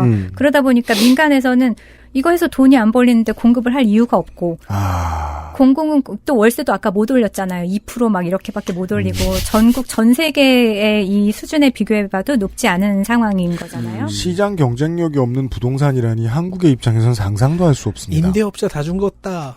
근데 진짜야. 그러니까 다 죽는다가 아니에요. 다 죽었다. 네. 그건 이제 나이를 많이 먹었으니까. 그치. 네, 2차 대전 이후로. 근데 이제 또 공공은 공공대로 그 당시에는 정말 너무 화량이었고 국가에 돈이 많으니까 그렇죠. 이거 짓자 이렇게 할 수 있었지만 지금은 짓자도 못할 뿐더러 리모델링을 할 시기가 이제 됐잖아요. 그 네. 시기에 지었으니까. 근데 그러려면 이 사람들도 이주시켜서 해야 되고 막 이러는데 돈도 많이 들고 여러 가지 고려해야 될 게 너무 많은 거예요. 그래서 리모델링도 지금 제대로 되지 않고 있고 뭐 지자체별로 조금씩 진행은 되고 있지만 이게 가시적으로 확 되는 곳이 없어요. 그러다 보니까 이제 과거처럼 한 정당이 장기 집권하지 않는 상황에서 대규모 예산 집행이 쉽지가 않겠죠. 이게 또 뭐 인구수 차이나 뭐 GDP 차이 이런 것도 생각해봐야 되겠습니다만은 스웨덴의 집권 정당 입장에서는 이게 좀 부담스러운 수준의 사업이군요. 그렇죠. 이것 또한 한국에서는 이해할 수 없습니다. 동아시아의 상당수 국가들은 돈만 생기면 때려 부수고 짓고 하기 때문에. 그치. 우리는 왜 낡은 아파트가 없나 했더니 다 때려 부쉈죠? 네.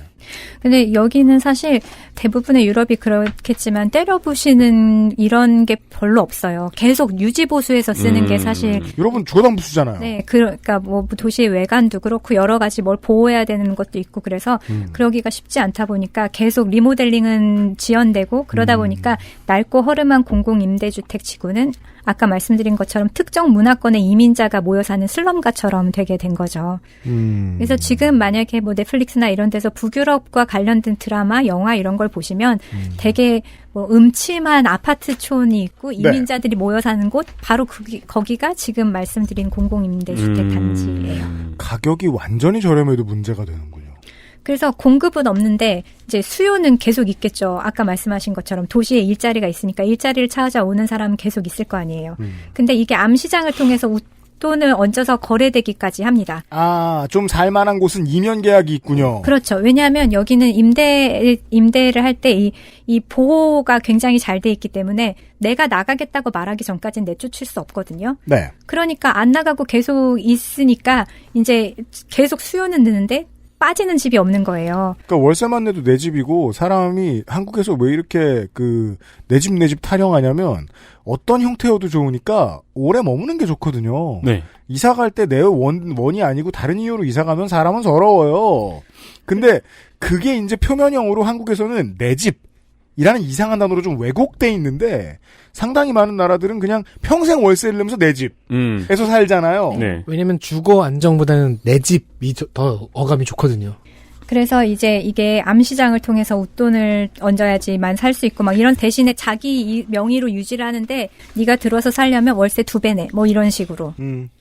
그래서 이런 부동산 정책은 어떻게든 손을 봐야 된다 이런 의견은 제가 있을 때도 있었고 계속 있어 왔어요. 수십 년째 있어 왔어요. 네. 그런데 그래가지고 이제 잘 아시는 그 스웨덴의 스타트업 세계적인 음원 서비스로 성장한 그렇죠. 스포티파이 네. 같은 경우에 스포티파이 대표가 다니엘 에크라는 사람인데 2016년에 국회의원들에게 보내는 편지, 정치인들에게 보내는 편지 이렇게 해서 공개 편지를 쓴 적이 있어요. 근데 그 공개 편지를 썼던 이유가 부동산 개혁 좀 해라. 부동산 개혁을 촉구하는 공개 편지를 썼는데 왜냐하면 이제 스톡홀름에 본사가 있어서 스포티파이가 글로벌 서비스를 하잖아요. 되게 네. 전 세계에 맞춤 음원을 막 내줘야 그렇죠. 되고 막 이런 게 유명하니까 그러려니까 전 세계에서 유능한 사람들을 뽑아가지고 본사로 와야 되는데 채용을 했어. 근데 내가 여기 집을 알아봤는데 도저히 집이 구하기가 어려서 못 가겠다. 이런 거절 편지를 쓰는 사람이 많았다는 거예요. 4억을 짓지.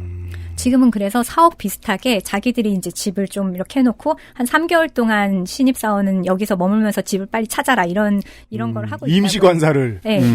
그런 걸 하고 있다고 해요. 아무튼가 그건 임시적인 거고 그래서 이게 세계 곳곳에 유능한 인재를 불러 모아서 채용을 하고 싶어도 도무지 집을 구하기가 어려워서 오지 못하는 상황이 발생하고 있다. 그래서 우리 기업 경쟁력이 떨어진다. 우리 본사 뉴욕도 이렇지는 않더라. 그러니까 이제 제발 이 부동산 문제 좀 해결해 줘라. 너무 재미있습니다. 이런 편지를 썼어요. 모든 게 우리가 사는 한국과 정반대예요. 네. 한국에서 젊은이들이 뭐에 분노해 있냐면 옛날에 쌀 때 집 산 사람들이 수도권에 눌러박아 있으니까 청년들이 그것 때문에 살 기회를 박탈당한다고 얘기하잖아. 근데 스웨덴은 결과는 같고 이유가 정반대예요. 나라가 보호를 해주는 바람에 비슷한 가격을 내고 평생 살 수 있게 된 거예요. 어른들이. 그 사람들이 탐욕스러워서가 아니야. 국가가 지켜주기 때문이지. 네. 이럴 수가 있나. 그리고 이제 그 공개 편지 안에는 나머지 2가지 조건이 또 들어있었어요. 뭐예요? 총 3가지를 요구를 했는데 하나는 아까 부동산 개혁, 그다음 2번째는 스톡 옵션을 주고 싶은데 스웨덴의 세법이 너무 엄격해서 이거 스톡 옵션 주기가 너무 어렵다. 세법 좀 개정해달라. 이때는 이제 IPO 하기 전이니까. 그리고 3번째는 학교 안에 코딩이라던가 이 기술 관련 수업을 좀 늘려달라. 이거 계속 이렇게 착한 교육만 하면은 우리 인재들 글로벌에서 경쟁하기 힘들다. 이런 내용을 담은 이 3가지를 전달을 했었고. 잘 수행되던 3인주의가 꼰대가 될 수도 있군요. 그러게요. 정말 몰랐습니다. 네. 하지만 참고로 스포티파이의 본사는 아직도 스톡홀름에 있습니다. 근데 이런 식의 전개는 전혀 예상을 못했어요. 네. 저는 한국의 특히 수도권에 그 과열된 부동산에 여기저기 치이면서 들여다봐도 모르겠고 그래서 치이다가 서울 바깥으로 쫓겨나고 이런 삶을 지금까지 살아왔는데 그럼 당연히 생각을 하죠. 이거 좀 가격 좀 낮아졌으면 좋겠다. 근데 여긴 지금 아무 열기도 없는 게 문제라는 거예요. 네. 그리고 아까 이제 세민 에디터님 말씀하신 대로 사옥을 지어도 되기는 되겠죠. 네. 지을 만한 능력도 될 테고. 근데 스웨덴은 대기업에서 그렇게 복지를 앞서 나가지 않아요. 그러니까 어떤 대기업이 너무 뛰어난 복지를 하면 이게 급여로도 정산을 해야 될 거고 모든 게 뭐 동일임금 동일노동이 완전 지금까지 적용되는 것은 아니지만 산별노조에서 협상을 하기 때문에 그렇죠. 비슷한 업종에서 일하는 사람은 거의 다 비슷한 혜택을 받게 돼 있거든요. 그래서 이것도 한국이랑 정반대죠. 그래서 저도 이것이 참 뭐라 그럴까 아이러니기는 한데 우리는 대기업 가고 싶은 이유 중에 되게 많은 복지 프로그램 그렇죠. 때문이기도 하잖아요. 여긴 사실 그런 게 없어요. 그게 그리고 연대를 해친다는 생각도 하고 있고요. 한 회사가 너무 큰 복지를 제공하는 건 연대를 해친다. 그렇죠. 그러다 보니까 사실 이 차이가 별로 나지 않기 때문에 사람들이 굳이 대기업을 선호할 필요가 없는 것이기도 그렇죠. 해요. 그러네요. 그거는 삼성의 문호조 경영에 정반대에 있는 위치네요. 너무 재밌습니다. 제 머릿속에서 떠도는 생각들을 지금 정리하고 있으니까 제가 갑자기 굉장한 우파 자유주의자가 된 것 같아요. 우리는 지금 그런 상황이에요. 일정한 수준의 온도를 맞춰주면서 자본주의와 함께 살아가는 일이 모두에게 다 힘든 일이었네요. 네. 이게 이 황금 비율, 이 균형점을 찾는 게 참 어려운 일이고 그게 정치의 일이겠지만 스웨덴을 보면서 이게 우리하고 다른 반대쪽에서 잡기도 참 힘들겠다는 생각도 들죠. 그러게요. 이러면은 저는 자꾸 경제지의 감정이입이 되는데 오늘은 그러고 있어요. 네. 쉽다니까요. 네, 경제지의 제목도 글로벌 기업의 경쟁력 주기는 세입자 협회. 그렇게 쓰고 싶겠죠. 네. 레빈이 이끄는 이제 3인당 정부는 연립 정부의 파트너가 되어준 아까 중앙당의 요청에 따라서 스웨덴의 오랜 주택 문제의 해결에 물꼬를 트는 차원에서 신축 아파트에 한해서만 그럼 임대료 상한제를 폐지하자. 이게 검토하겠다. 이렇게 발표를 했습니다. 그러면 지금 여기까지 이야기를 들으니까 이 발언이 뭐가 문제가 됐을지 어느 정도 이해가 됩니다. 이게 오랫동안 이렇게 사는 게 괜찮았다고 생각했던 스웨덴의 많은 시민들은 이러면 모든 게 무너진다라고 생각할 수 있어요. 네. 예. 그러면 신축 아파트는 협상의 대상이 아닌 거네요. 그렇죠. 네, 협상의 대상에서 빠지게 되는 거네요. 네, 그러면 이제 가격을 맘대로 좀 올릴 수 있겠죠. 네. 그러면 또 직접적인 위협인 게 시민들의 정치력에 타격을 입힌다는 메시지로 읽히거든요. 또. 아까 말한 연대를 해치는. 네. 그러니까 지금 상황은 누구든지 이게 개혁이 필요하다는 건 알고 있지만 스웨덴 사회, 북유럽 사회는 돈으로 되지 않는 사회예요. 그러니까 지금까지의 임대주택 상황은 돈만 타고 들어갈 수 있는 곳이 아니었거든요. 돈으로만 살 수 없게 만들어 놓은. 네. 그런데 지금 이제 이렇게 임대주택 신축 아파트에 한해서 임대료 상한선을 폐지하면 돈 많은 사람들이 들어갈 수 있는 여지가 생기는 거고, 아무튼간 이제 이런 상황, 어떻든간 이렇게 해보자, 뭐 이렇게 했는데, 그러자 좌파당, 아까 제일 여기야말로 진짜 좌파, 스피릿이 있는 좌파당. 외로운 늑대. 네, 여기서 총리를 향해서 이거 무슨 말이냐, 총리를 향해서 이거 철회하지 않으면 너 불신임 투표에 붙일 거야, 이렇게 으름장을 놓았습니다. 어찌 보면 이 나라 사회에서는 가장 전통적인 가치를 수호하는 발언이네요. 네, 그러면서 이 사람들은 정말로 이제 좌파당의 당수가 몇 년 전에도 이런 발언을 했어요. 뭐라고요? 어떻게 주택이 코모디티가 될 수 있지? 그러니까 이렇게 우리는 부동산으로 돈을 버는 게 되게 당연하다고 생각하지만 야, 이 오랑캐놈아! 주택을 부동산업이 직업이더냐! 그렇게 볼 수 있지? 이러면서 이거 웃을 일이 아니에요. 네. 그래서 이 좌파당 여기서 그럼 너희들은 스톡홀름이 부자만 사는 도시가 되길 원하느냐? 이렇게 말을 했어요. 그렇죠. 이번에. 이제 이렇게 말을 하고 나서 불신임 투표에 붙이겠다고 제안을 했는데 실제로 불신임 투표에 붙인 건 스웨덴 민주당이었습니다. 와, 좌파랑 극우랑 다 얼었어. 그러니까 이게 너무 웃긴 스웨덴 상황이에요. 민주당은 왜요? 왜냐하면 스웨덴 민주당은요. 이게 극우 정당이긴 하지만 이민 정책에 있어서는 보수적이지만 지지자 대부분이 저소득층이에요. 극우니까. 그러니까 뭐 스웨덴 민주당 왜 프랑스의 그 국민전선 보면 외교는 우파, 경제는 좌파라고 하잖아요. 네. 왜냐하면 이 사람들을 지지한 사람들이 저소득층 노동자가 많으니까. 근데 그게 더 도드라지겠네요, 스웨덴 민주당. 네, 맞습니다. 그리고 트럼프를 지지하는 사람들도 똑같죠. 트럼프 지지자들도 보면은 뭐 학력이 좀 높지 않거나 저소득층이거나 네. 이런데 이제 고립된, 그러니까 우리 외교는 우리 중심으로 가고 뭐 인종주의라던가 이런 게 있지만 소득 자체는 저소득층이기 때문에 스웨덴 민주당도 똑같아요. 그래서 자기들 지지하는 사람들 대부분이 임대주택에 사는 사람들이거든요. 그러다 보니까 스웨덴 민주당도 우리 지지자들한테 해가 되는 정책이니까 이제 바로 불신임 투표에 그러면 두세 전에 이민을 왔던 사람들도 그래 후에도 지금 꽤 많이 스웨덴 민주당을 지지하고 있겠고. 멘탈은 우파, 실리는 좌파인 거예요. 네, 일단 근데 그렇게 많지는 않지만 실제로 많이 있긴 있어요. 있겠네요. 네, 무시할 수 없는 숫자겠네요. 네, 그리고 일부러 이제 자기들의 뭐 이렇게 정책으로 내세우는 사람 중에 딱 보기에 유색 인종이거나 이민자인 사람을 내세우기도 하죠. 우리 이런 사람들도 우리 당을 이렇게 지지한다 이러면서. 하긴 안 그러면 나 흑인 친구 있는데. 그런 식. 그러니까 우먼포 트럼프. 네. 안 그러면 20% 가까이를 득표하기 어렵겠죠. 근데 이 스웨덴 민주당은 자기들의 힘을 되게 과시하고 싶잖아요. 지금 너네 우리랑 손 안 잡으면 정권 창출 못해 이런 게 있어서. 진짜 캐스팅 보트 역할을 해야겠는데. 그래서 실제로 이제 이 총리에 대한 불신임 투표가 스웨덴 의회 역사상 11번이 있었어요.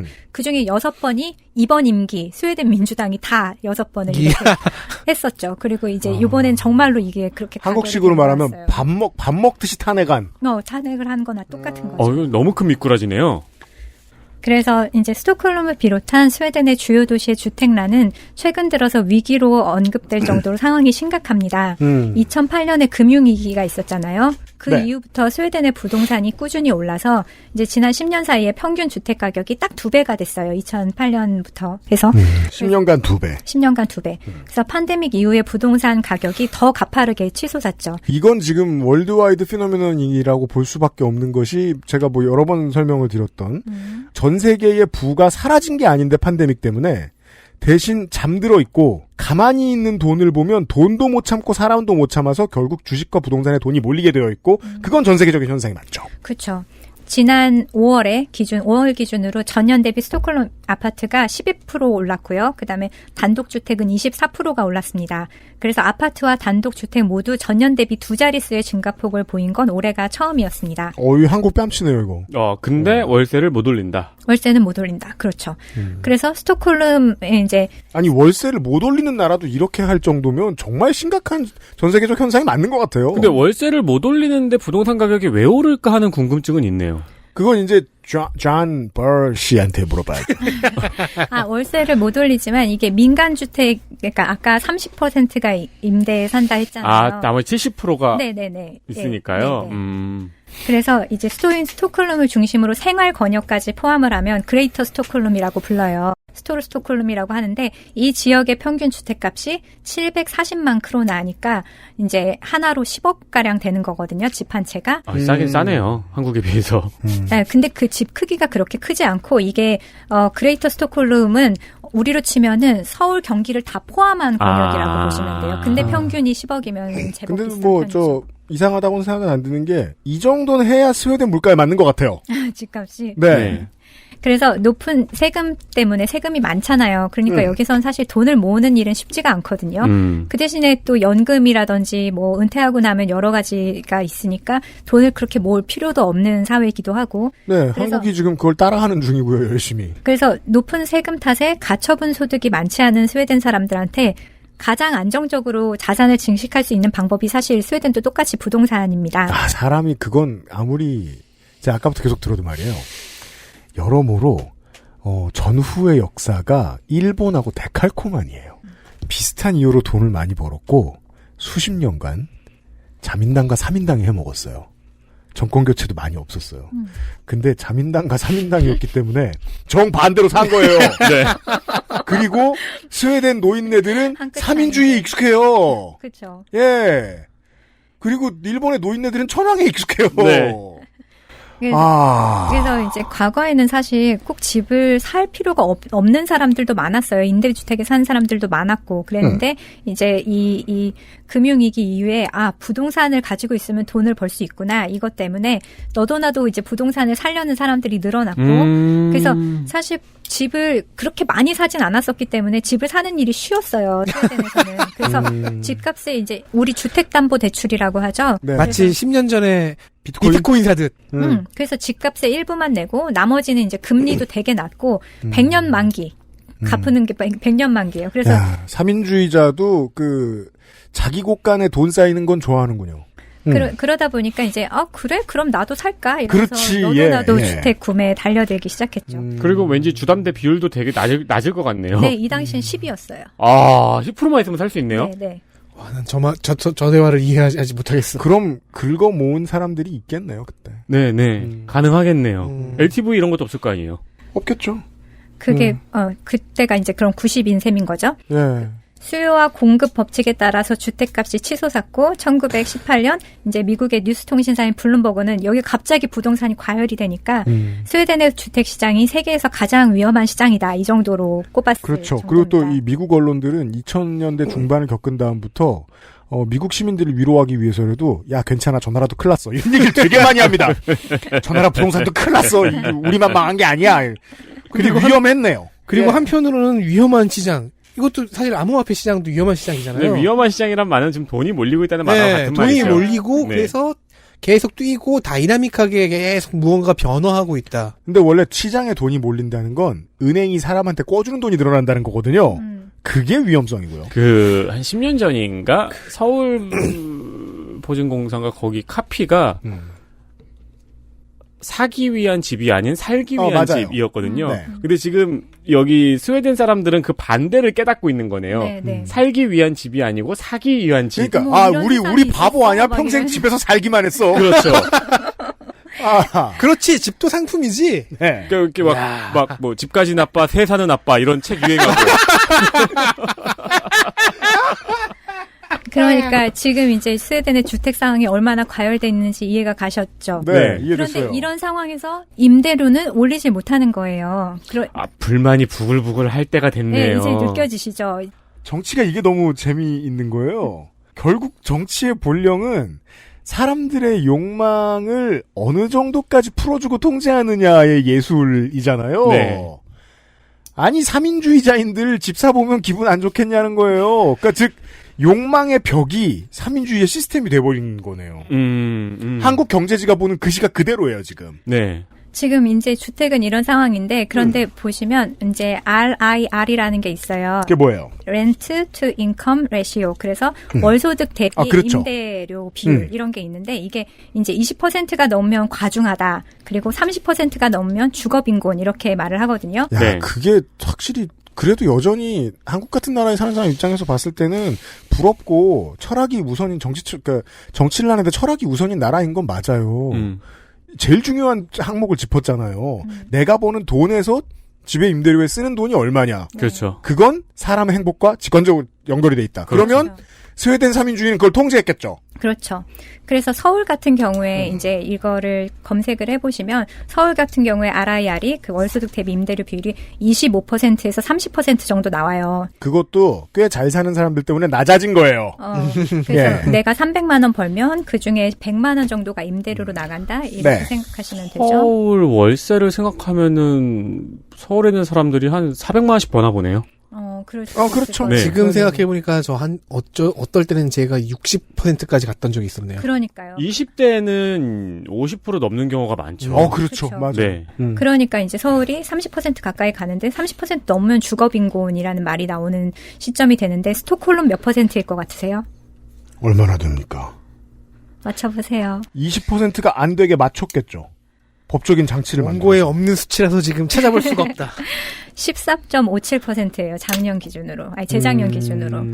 그러니까 200만 원 월급을 받는 사람이 28만 원의 월세를 내게 해줬다는 거예요. 국가의 그러니까 국가는 아니고 어쨌든 모델링으로 인해서. 그래서 이게 이렇게 치면 정말로 괜찮은 거잖아요.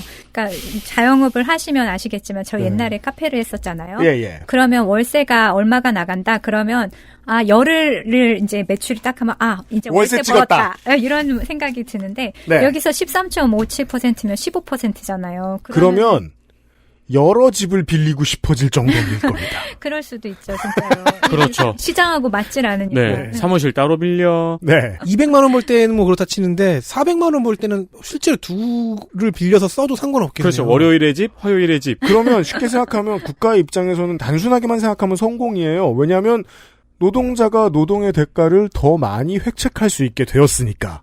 근데 예전에는 거기까지만 생각하고 이상적인 사회라고 했을지 모르겠는데 그 이상적인 사회가 지금 화가 나서 보복을 끓고 있다는 얘기를 하고 있는 중입니다. 예, 정작 그렇게 되니까 돈이 이쪽에 부동산으로 돈을 벌 수 없으니 신축이나 리모델링이 어려워지고. 뭐랄까요? 저는 저 닥터 하우스가 말하는 그 재미있다예요. 정말 재미있네요. 이건 정확하게 이렇게 interesting. 그러니까 남이 지금 속 터져 죽어가는데 왜 죽는지 모르겠어. 이 얘기를 내일 이 시간에 마지막으로 RIR을 소개하는 조선비지의 기사 제목을 말씀드리면 좋아요. 월급의 20%라는 서울의 주거비는 비싼 것일까? 맨해튼의 절반, 상하이보단 높아. 일단 거짓말이잖아요. 이럴 때는 제가 그 헬마우스 말 중에 제가 제일 하고 싶어하는 말 있죠. 거짓말 좀 하지 마 이 새끼야. 라는 말을 전해야 되고요. 네. 행복도는 확실히 한두 가지 철학에 의한 통제로 높아지는 건 아닌 것 같다 정도까지만 짚고 나머지 코끼리를 만져보겠습니다. 내일 이 시간에. 북극여우 소장과 돌아오죠. 소장님 수고하셨어요. 감사합니다. XSFM입니다. 글로벌 판매량 넘버원 노트북 브랜드 레노버에서 게이밍 노트북을 제작한다면 프로게이머를 위해 최적화된 리전 Y 시리즈를 액세스몰에서 확인하세요. Lenovo for those who do.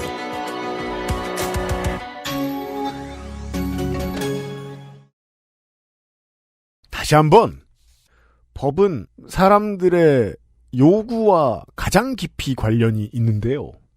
사람들의 요구가 개인적 욕망이냐 아니면 연대의 희구냐 이 둘 중에 하나로 선택하는 것이 아닙니다. 그래서 저는 40이 돼서야 드디어 그 말을 인정합니다. 정치는 좌우의 양날개로 간다고요. 욕망도 건사하고 존엄도 건사해야 됩니다. 근데 모든 국가의 정치의 결과물은 최소 51대 49로 휘어져 있겠죠. 네. 한국은 부동산 관련된 법제도만 보고 있으면 9대 91쯤 됩니다. 먼저 먹은 자가 위너 테이크스 올. 그리고 금융소득에 대한 특혜가 너무 많습니다. 여기서의 금융소득은 부동산 가치 상승도 포함합니다. 그리고서는 지금 스웨덴의 얘기를 듣고 있는데 30대 70쯤 돼요. 주거권을 좀 더 존중하는 것. 그리고 사람들이 돈 때문에 서러울 일이 적게 만드는 것. 그쪽에 집중을 했어요. 그리고 욕망을 배려한 게 한 30쯤 되는 것 같습니다. 그러면 문제가 누적되죠. 제가 사이버펑크 2077을 플레이하면서 이 게임 플레이할 때 좀 어려운 점이 그거거든요. 시대 배경을 잘 봐야 됩니다. 2077년으로 가기까지 21세기부터 가상세계가 움직이거든요. 네. 기업들끼리 세계대전을 치르고 막 이런 배경이 나오는데. 네. 어떤 먼 미래를 보는 것 같아요. 지금 이 순간부터 우리하고 반대로 가서 저 끝까지 간. 그러니까요. 과거의 어느 시점부터 우리랑 반대로 간 거죠. 네. 예. 그러니까 사람들이 집을 못 구해서 난리라는데 그 이유가 주거를 너무 보장해서라니. 네. 내일 이 시간에 더 충격적인 얘기들이 나올 거예요. 이게 그러니까 제가 요즘 자꾸 그 알실에서 이세계 난인물 이야기를 많이 하는데 오늘도 저는 들으면서 그 생각이 드는 거예요. 그 웹소설 제목은 자고 일어났더니 집값이 너무 떨어져서 문제인 서울. 네. 이건 중간 워딩이 잘못됐구나. 자고 일어났더니 집값이 너무 낮은 게 대충 맞춰보세요. 네. 자고 말을 잘 만드는 스타일은 아니에요. 자고 일어났더니 집값이 너무 떨어져서 골치 아픈 서울. 그런 느낌의 이야기. 네. 내일 이 시간에 또 해보죠. 유승규 PD와 윤세민 얘기하겠습니다. 424회 금요일 순서에 다시 찾아뵙겠습니다. 안녕히 계세요.